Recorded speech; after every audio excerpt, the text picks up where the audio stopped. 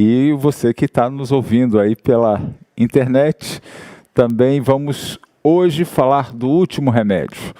Nós falamos aqui de 8 temas que são fundamentais para a nossa sobrevivência: ar puro, luz solar, alimentação adequada, exercício físico. E hoje é o último tema. E talvez o tema que alguém possa contestar. E a gente vai tratar disso também. Hoje o tema é confiança em Deus. Nós entendemos que necessitamos de confiar em Deus para ter uma vida plena, uma vida feliz, uma vida completa e integral. Antes disso, quero convidar você a orar e pedir a sabedoria e a direção de Deus para esse tema, tá bom? Vamos orar? Querido Pai que estás nos céus, agora que vamos tratar da sua existência, o que diz a sua palavra e as suas revelações de si mesmo, nos dê sabedoria. Senhor, nós sabemos que somos pequenos, nossa mente limitada, finita, tão pequena, para compreender a grandiosidade de um Deus, de suas obras. Mas nos ajude, através das evidências que o Senhor deixou, a termos a compreensão necessária para nos relacionarmos contigo. Abre a nossa mente agora. Nos dê essa compreensão, essa capacidade. É o que pedimos em nome de Jesus. Amém. Eu sei que hoje vivemos cada vez mais numa sociedade onde se questiona a existência de Deus. Se questiona a possibilidade, se questiona as obras de Deus, se esse mundo foi feito por Ele, se não foi, se veio do acaso, se veio de bilhões de anos, através de métodos naturais, veio se desenvolvendo. E eu quero refletir com você um pouco sobre isso e vamos pensar nas obras, no que nós vemos. Hoje é natural do ser humano, quando a gente vê um computador como esse que está aqui, uma tela como esta aqui, a gente entender automaticamente que isso foi projetado por alguém, que isso foi feito por alguém. Não passa pela mente de ninguém aqui que essa tela surgiu através de fenômenos que ela mesma se autogerou, autoproduziu. E eu queria desafiar você a refletir comigo em duas máquinas e comparar uma com a outra e a gente entender qual existe mais tecnologia embarcada. E aqui na tela, você está assistindo aí, está vendo na tela, um beija-flor e um caça. Um avião que é o avião, representa a classe de aviões mais velozes que já foram produzidos. E o que você acha? O que você acha aí? Aonde tem mais tecnologia embarcada? No beija-flor ou no caça? O que você acha, Edmir? Quem tem mais velocidade? O que você acha, Elane? O caça tem mais tecnologia. Muito bem. Qual a velocidade de um caça? O caça mais rápido que tem? 1.180, 1.160 quilômetros por hora. É uma velocidade tremenda.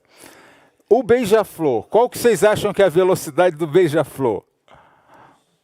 Voa rápido o beija-flor. Beija-flor, 98 quilômetros por hora. Beija-flor 98, o caça 1.160 quilômetros por hora. Quem é mais rápido? O caça ou o beija-flor? O caça. Se a gente for medir só com a velocidade em quilômetros por hora, obviamente o caça é mais rápido. Mas se a gente for ver o comprimento do beija-flor e o deslocamento que ele faz em relação ao seu tamanho e o do caça em relação ao seu tamanho, quem se desloca mais é o beija-flor. O beija-flor faz num segundo, chega a fazer 380 vezes o seu tamanho, a sua extensão. E o caça, ou um foguete desse que vai para uma nave espacial de lançamento, consegue fazer 207 vezes a sua extensão por segundo. Então, por segundo, em relação ao tamanho, o beija-flor ainda se desloca mais rápido do que um caça. Mas vamos dizer que esse não pode ser o único parâmetro para a gente. Eu falei de tecnologia embarcada, não falei de velocidade. Mas vamos falar de outras coisas. Por exemplo, autonomia. O caça voa sozinho? Não. Ele tem sonar, ele tem muita tecnologia, ele tem GPS, ele tem uma série de equipamentos de detecção de altura, etc. Tudo bem? Mas o caça, ele não consegue sozinho fazer a leitura disso e se orientar sem ajuda. Concorda comigo? O beija-flor, ele também tem sistemas de orientação, de altitude, de direção, só que ele tem autonomia. O beija-flor, ele consegue identificar um obstáculo e se desviar dele. Ele consegue subir e descer em fração de segundos. Ele vê, analisa, se desvia para a direita, para a esquerda, para cima, para baixo. O caça não consegue fazer isso, ele não tem autonomia. Então, se em velocidade pode se questionar que o caça tem mais tecnologia do que um beija-flor, e isso é questionável, em autonomia não se questiona. O caça fica ali parado no pátio, no aeroporto, e ele não tem nenhuma capacidade sozinho de levantar voo, baixar, virar para a esquerda, para a direita. A tecnologia necessária para esse sistema de autonomia é absurdamente mais alta do que simplesmente impulsionar e ganhar velocidade. Porque a velocidade é muito mais simples do que a orientação. Mas isso não é só, né? E eu perguntei quem tem mais tecnologia, um beija-flor ou um caça. Em termos... Vamos falar em termos de sustentabilidade. Que coisa incrível. O caça, ele precisa de combustíveis e o beija-flor também precisa de combustíveis. Sem combustível, nenhum dos dois aparelhos que nós estamos comparando aqui sobrevive, levantam voo. Só que o caça, ele precisa de combustíveis fósseis que o seu resultado são poluentes que desarmonizam o equilíbrio natural. O beija-flor se alimenta usa combustíveis naturais e no processo de buscar o néctar das flores, ele distribui a polinização e favorece o equilíbrio natural. Os seus dejetos também são adubos para as plantas e para a natureza. Enquanto o caça causa desequilíbrio, alguém projetou um outro aparelho que promove o equilíbrio natural, tanto quando ele apanha, é alimentado com combustível, quanto ele desfaz dos dejetos. Então, assim, a comparação em sustentabilidade entre um caça e um beija-flor, quem tem mais tecnologia embarcada? Beija-flor. Se a gente for comparar outra análise também, outra análise técnica, se a gente for observar a capacidade que obras, quando a gente analisa uma criatura, quando a gente vê um quadro, a gente pode entender um pouco sobre o pintor. Ele é uma expressão de algumas características de quem fez aquele quadro. Os psicólogos sabem muito bem isso, ele analisa um desenho e ele consegue entender através daquele desenho algumas características de quem fez o desenho, certo? Quando a gente analisa um caça e um beija-flor, a gente vê que o caça ele tem uma estrutura feita para destruir, certo? Ele é uma arma de ataque das mais capazes de causar destruições numa guerra, de ferir. Quando você vê um beija-flor, você vê um equipamento que tem capacidade de polinizar, de distribuir, e tem capacidade de cuidar dos seus filhos, tem capacidade de proteger seus filhotes, de construir ninhos, de treinar os seus filhotes, de se reproduzir. E em falar em reprodução, a capacidade de reproduzir, né? Que o caça não tem também.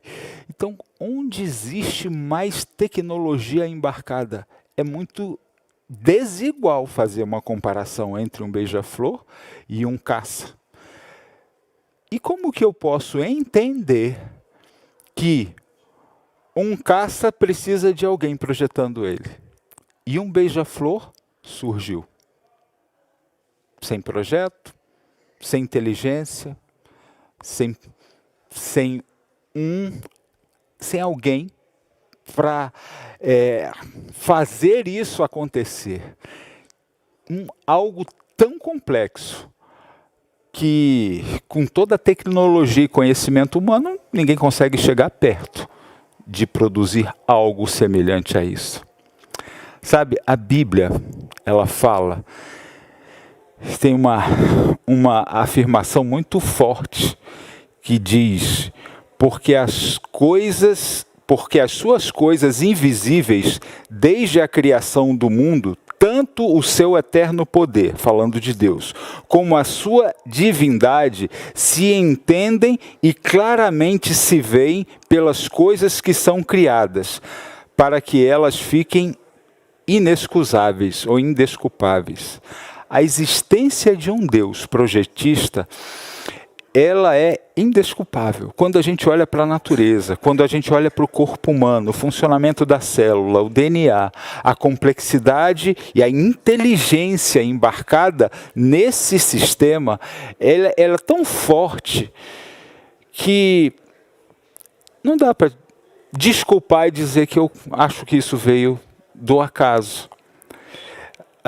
Tem um outro texto que diz: porque toda casa é edificada por alguém, mas o que edificou todas as coisas é Deus. Quando eu olho para uma casa que não tem nem tanta tecnologia assim, eu digo: alguém fez. E como que um DNA com informação, com inteligência, guardando essa informação e transmitindo para outros, surgiu do acaso? Muito difícil de racionalmente defender essa hipótese. Vamos pensar só um pouquinho na pequenez que nós somos, né? Na pequenez que nós somos para querer dizer que nós entendemos todas as coisas, o universo e tudo. Vamos lá. A velocidade da luz está aí colocada. 299.792 quilômetros e algumas coisas, resumidamente, 300 mil quilômetros por hora. O que significa 300 mil quilômetros por hora? Por segundo, perdão, por segundo, quilômetros por segundo. O que significa isso em quilômetros por hora, que é o que a gente costuma ter referência? 1.079.252.848 quilômetros por hora. Essa é a velocidade da luz no vácuo. O que isso significa? Isso significa que enquanto o seu relógio, aí ninguém tem relógio de segundo, quando faz um segundo, a luz consegue dar 8 voltas na Terra. Em um segundo.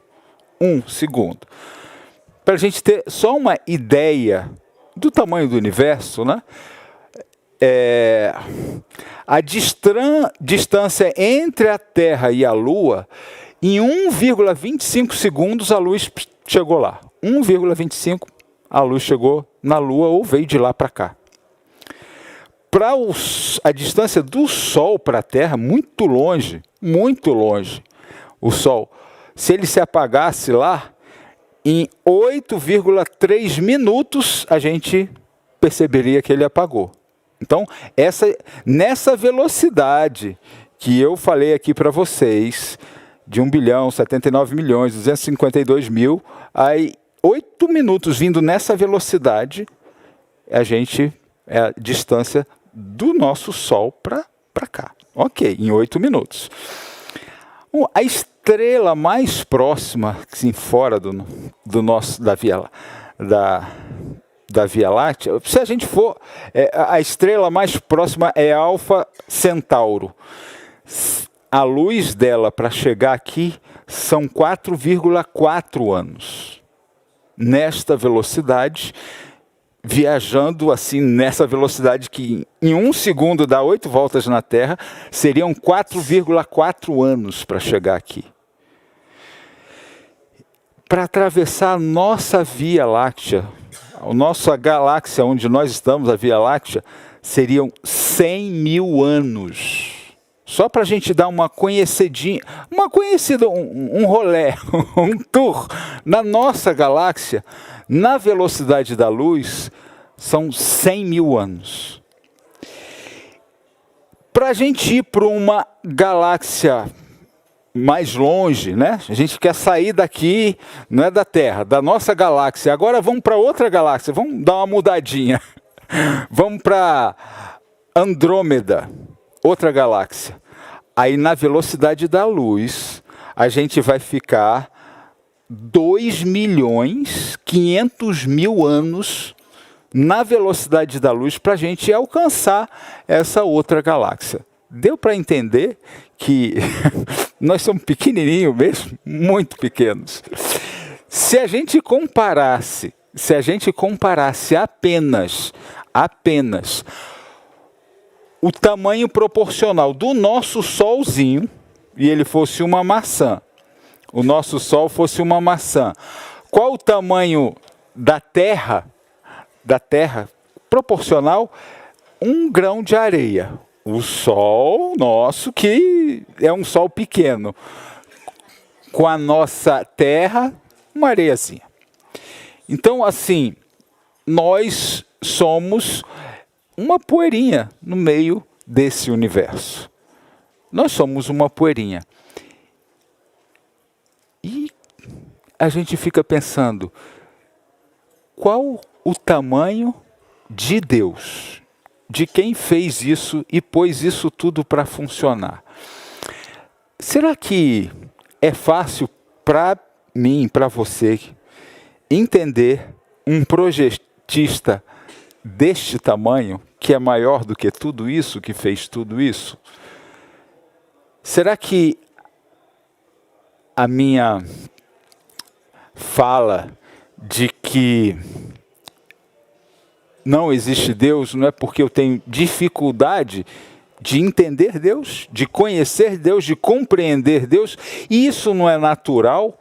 Eu não compreendo, eu não entendo, logo, para mim não existe, porque eu tenho dificuldade de compreender, eu tenho dificuldade de entender Deus.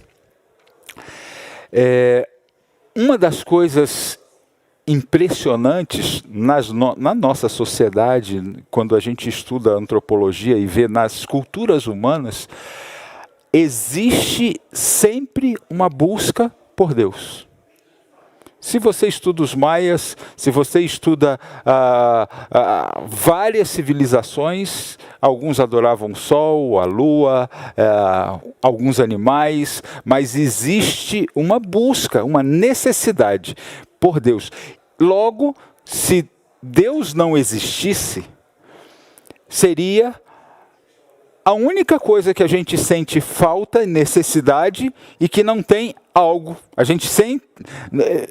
tudo que o ser humano ele sente necessidade, existe uma correspondência para saciar essa necessidade. Eu sinto necessidade de água, existe a água. Eu sinto necessidade de alimento, existe o alimento. Meu corpo sente necessidade de ar para respirar, existe. Seria uma necessidade que nós temos que não tem uma correspondência. A gente falou aqui hoje nós estamos terminando uma série das nossas necessidades básicas. E é a única que ninguém que é questionada. Porque quando eu falo de ar, todo mundo entende que é uma necessidade básica. Quando eu falo de água, de exercício físico, quando eu falo de luz solar, todo mundo entende que nós não vivemos sem luz solar. E agora eu estou encerrando essa série dizendo que nós não vivemos sem Deus. Que nós precisamos dele para o nosso bem-estar. Uma das coisas chocantes, e isso eu estou usando isso para ilustrar a nossa necessidade de Deus. Tá? Uma das coisas chocantes é quando, e chocam a população, é quando os pais são separados dos filhos e aqueles filhos, por algum motivo, ou pela morte mesmo dos pais, e aquelas crianças crescem e vivem como órfãos, sem pai, sem mãe, sem saber notícias dos seus pais. E claramente em momentos de guerra isso acontece com maior frequência. Nos momentos de guerra, tanto pela morte dos pais, principalmente na guerra, quanto por perseguição, como aconteceu com os judeus no Holocausto, na Segunda Guerra Mundial, onde eles ficaram reclusos em guetos. E muitos pais judeus, existem muita literatura, filmes nessa linha, que mostra que os pais judeus, eles percebendo que isso ia acontecer, eles mandavam seus filhos para outras famílias, para outros países, porque eles sabiam que eles iam passar por privações e por morte, mas queriam salvar o futuro dos seus filhos. Então, muitas crianças judias, elas foram dadas, algumas para parentes em outros lugares, na Europa ou fora, e outros ficaram abandonados assim, quando não tinham parentes, adotados por estranhos, por instituições. E eu não sei, para mim é difícil ver isso, porque eu tive meu pai e minha mãe que me cuidaram. Mas existe uma síndrome naquelas pessoas que são abandonadas, que são órfãos, que não têm referência de família, que perdem a referência de família. As crianças institucionalizadas, que não têm mais aquela referência. Então, o que acontece na mente dessas pessoas? Né? Existe uma perda de propósito, uma dificuldade com a sua identidade, uma dificuldade da sua autovalorização, porque eu fui deixado. Uma criança que não tem pai, ela sente muito menos valor em si mesmo, porque ela se acha emocionalmente que alguma coisa ruim nela para que ela não tenha pai, para que ela não tenha o afeto, e ela tem mais dificuldade de vencer e de estabelecer propósitos na sua vida, de ter atenção, de ter concentração. Muitas delas venceram esses obstáculos, mas esses obstáculos existem na mente daqueles que não têm a referência de um pai na terra ou de uma família na terra.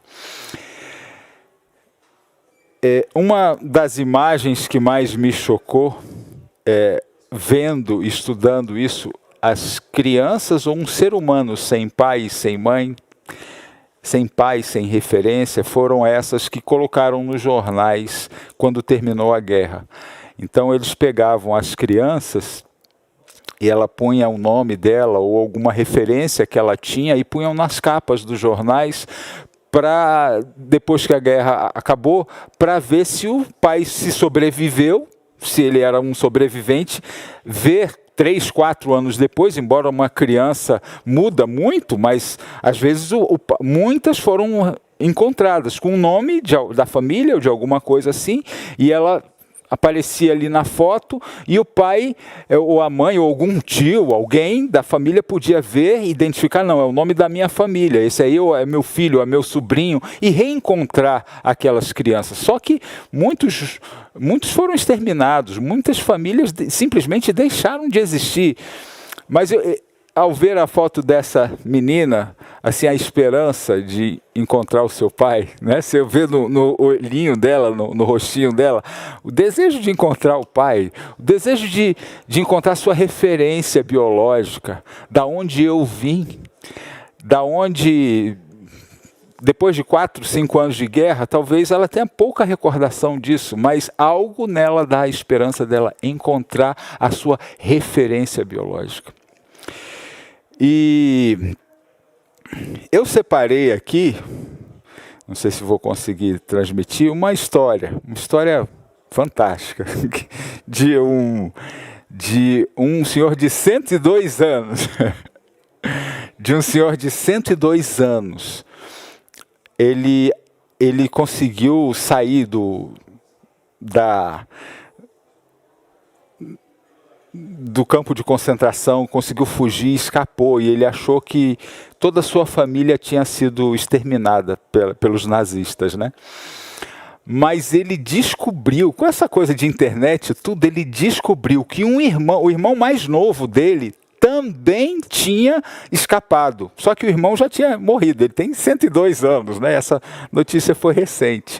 Só que o filho desse irmão está vivo, e eles promoveram aí o encontro entre o tio, toda a família deixou de existir, mas esse irmão sobreviveu, casou e teve esse sobrinho agora, e uma TV promove esse encontro, né, entre sobrinho e tio, o tio de 102 anos. Eu queria que vocês observassem o que ele fala. O que ele fala nesse encontro aqui. Vamos ver se eu consigo transmitir aqui. Deixa eu ver aqui se é isso mesmo.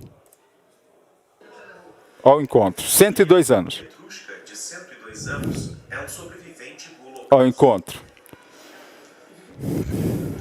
Até poucos dias pensava que a família dele havia sido morta, mas descobriu que seu irmão mais novo sobreviveu à guerra e teve um filho. Alexandre, de 66 anos, saiu da Rússia para conhecer o tio em Israel. Informações no Museu Yad Vashem, em Jerusalém, possibilitaram o encontro. O Memorial do Holocausto reúne dados de centenas de famílias que têm parentes considerados desaparecidos há décadas. Olha o que ele fala.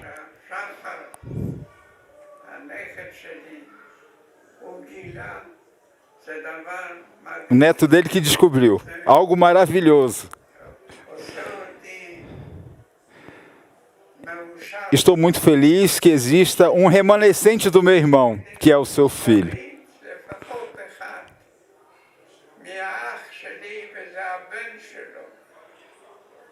Eliyahu fugiu da Polônia para a União Soviética em 1939, quando a Segunda Guerra Mundial começou. Seus pais e o irmão foram mortos no campo de concentração. O irmão mais novo conseguiu fugir, mas Eliyahu não sabia. Olha a frase final. É um milagre. Nunca pensei que isso aconteceria. Tinha parentes na Ucrânia que eram do lado da minha mãe, mas ninguém aqui da família do pai. Eu procurei no arquivo online na Polônia. Agora você tem uma grande família em Israel. Olha lá.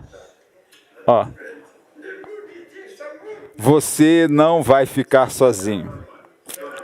Você não vai ficar sozinho. Eu queria essa frase. Você não está sozinho. Essa frase, ela é a resposta de muitas pessoas que podem estar pensando que estão sozinhas nesse mundo. Que não existe uma referência espiritual para você. Talvez alguns não tenham a referência genética, mas talvez tenham contado para você uma história de que você não tem uma origem espiritual, não tenha um pai. Mas o que nós entendemos ao ler a palavra de Deus é que ele deixou evidências muito fortes da existência dele. E mais do que isso, do amor, do interesse dele por você. Do interesse dele pelo seu bem-estar. E como aquele senhor falou assim, ó, você não está sozinho. A Bíblia diz, você não está sozinho. 1 João 3, verso 1. Vede quão grande amor nos tem concedido o Pai, que fôssemos chamados filhos de Deus. Por isso o mundo não nos conhece, porque não conhece a Ele. Existem pessoas no mundo que não conhecem o Pai e diz que Ele não existe. Mas a Bíblia diz que Deus nos conhece e que você tem uma origem espiritual, que você tem um Pai e que Ele se importa com você e que Ele se importa comigo. Uma das características de uma criança órfã é a ansiedade. Ela não sabe se ela vai ter lugar para dormir, ela não sabe se vai ter comida, ela não sabe se vai ter amor, ela não sabe se vai ter afeto. Com essas crianças, elas eram tão ansiosas, as crianças sem pais, os órfãos da guerra, essa ansiedade era tão grande que elas não conseguiam dormir. E sabe que uma das coisas que os psicólogos fizeram para diminuir a ansiedade dessas crianças pequenas, elas passaram fome, privações. Eles pegavam pão e punham para elas dormir com o pão.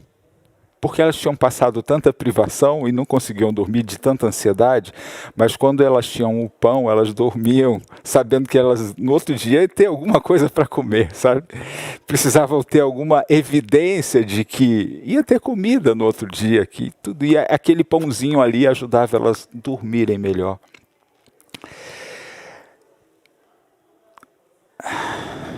Primeiro Pedro 5,7 diz, entregue as suas preocupações a Deus, porque Ele cuida de vocês. Entregue suas ansiedades a Deus. Nós vivemos num mundo extremamente ansioso. A gente não sabe o que vai acontecer amanhã. Cada vez surpresas mais desagradáveis acontecem. Mas nós precisamos de ter a certeza de que existe um Deus, que nós temos um Pai que pode cuidar da gente e das nossas necessidades. E talvez, e eu digo por que no cristianismo nós podemos ter as melhores respostas para Deus e na Bíblia também. Porque Deus enviou o seu Filho para que nós pudéssemos entendê-lo. Porque é muito difícil entender Deus na teoria. Mas olhando para um Deus que se esvaziou, como diz a Bíblia, que se tornou um Deus tão grande, maior do que o universo, do que tudo isso que eu falei, mas um Deus que pudesse vir aqui viver como homem, que se esvaziasse, tornasse um grão de areia, para que a gente pudesse entender Ele. E na vida de Jesus, nós podemos compreender Deus. Uma das maiores dificuldades que nós humanos, todos nós temos de entender Deus, é diante do sofrimento. Porque se Deus me ama, se Deus é tão bom, se Ele é assim, por que eu sofro? Por que uma criança morre de câncer? Por que a guerra existe? Por que isso acontece?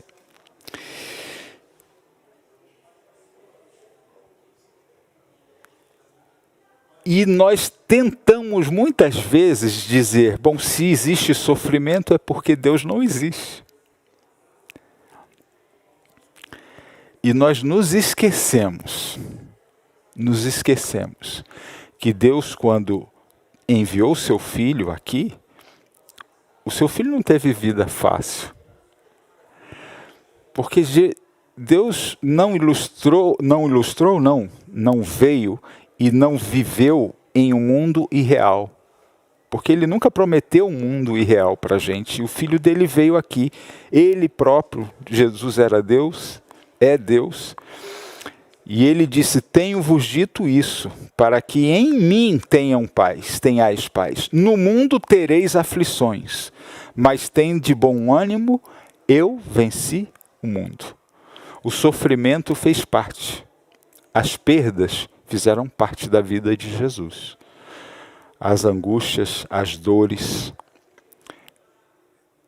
Deus viveu neste mundo, experimentou as nossas dores, que se tornaram suas dores, e venceu e conseguiu paz, e conseguiu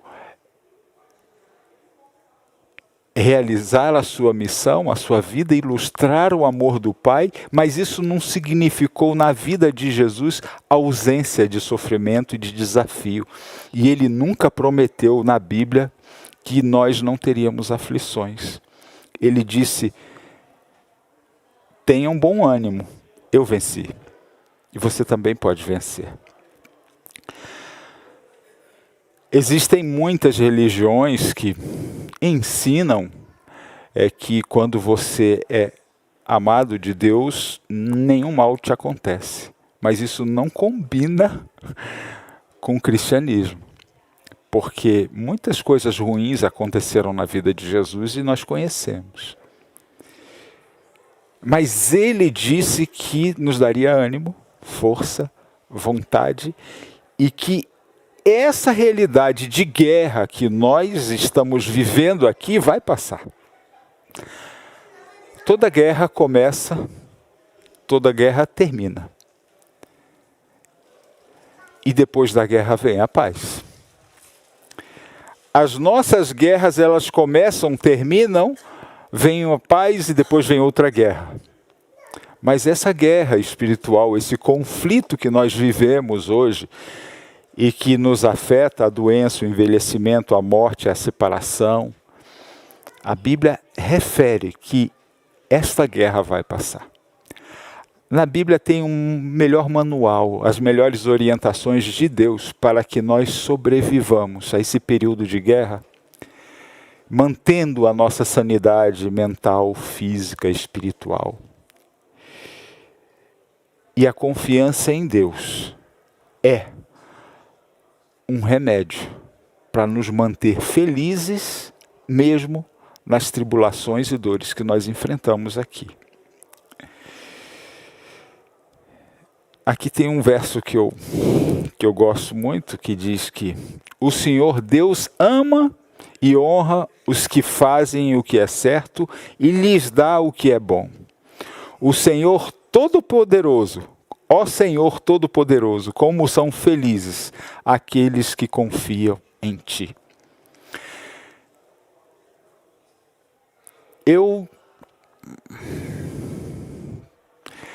Todos nós, a maioria de nós, mesmo que se pareçam com os nossos pais, a gente não tem, a não ser que fez um teste de DNA, que é 99 ponto alguma coisa por cento, a gente pode ter dúvidas de quem é o nosso pai.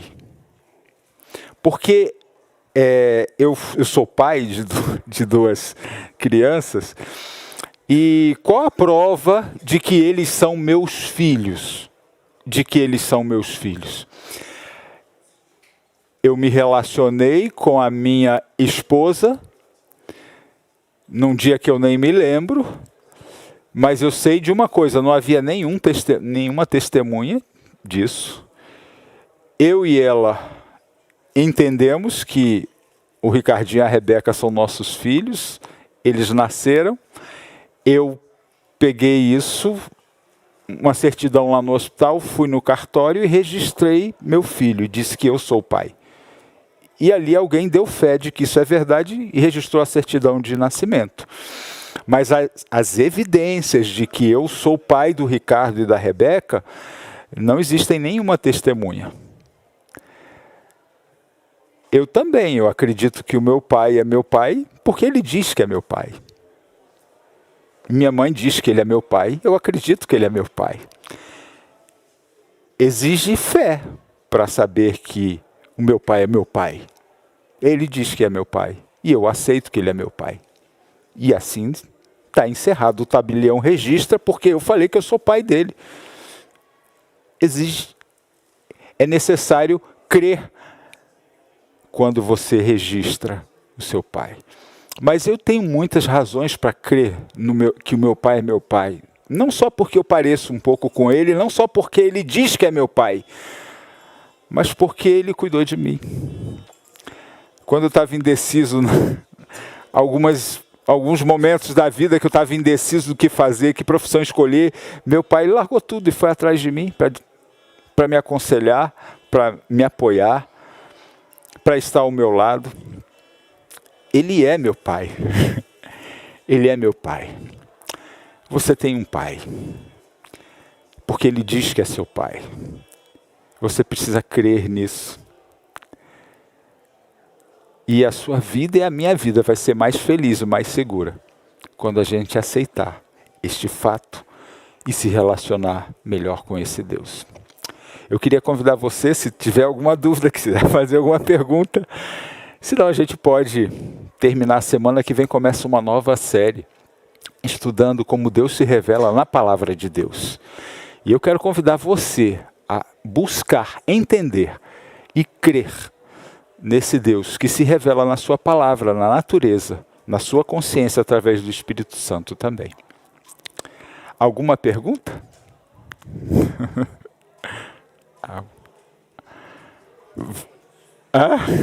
Podemos orar então e falar com o nosso Pai? Vamos orar? Se quiser ficar em pé, vamos ficar.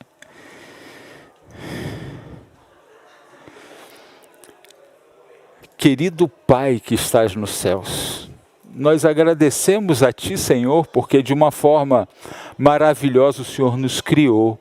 O Senhor preparou o ambiente, nos deu ar puro, nos deu a luz solar, nos deu alimentos. O Senhor nos deu um pai e uma mãe. E o Senhor cuida de nós. E nós somos felizes por reconhecer o Senhor como nosso Pai. Agora que muitos dos teus filhos que estão te ouvindo agora, te conhecendo, que querem entender melhor a sua revelação de si mesmo na tua palavra, nos ajude, Senhor, a te compreender melhor. Nós reconhecemos que somos pequenos, que somos uma poeirinha nesse universo tão grande que o Senhor formou e que o Senhor ainda é maior do que ele. Mas nós queremos, Senhor, ter a compreensão de Ti suficiente para nos sentirmos felizes, amparados, dirigidos por Ti em nossos desafios aqui nesse mundo. Assim como meu Pai cuidou de mim, assim como meu Pai se preocupa com minhas necessidades, que o Senhor cuide das nossas necessidades e que ao conhecê-lo, nós tenhamos essas necessidades satisfeitas em Ti. Abençoa cada um de nós, é o que te pedimos em nome de Jesus. Amém.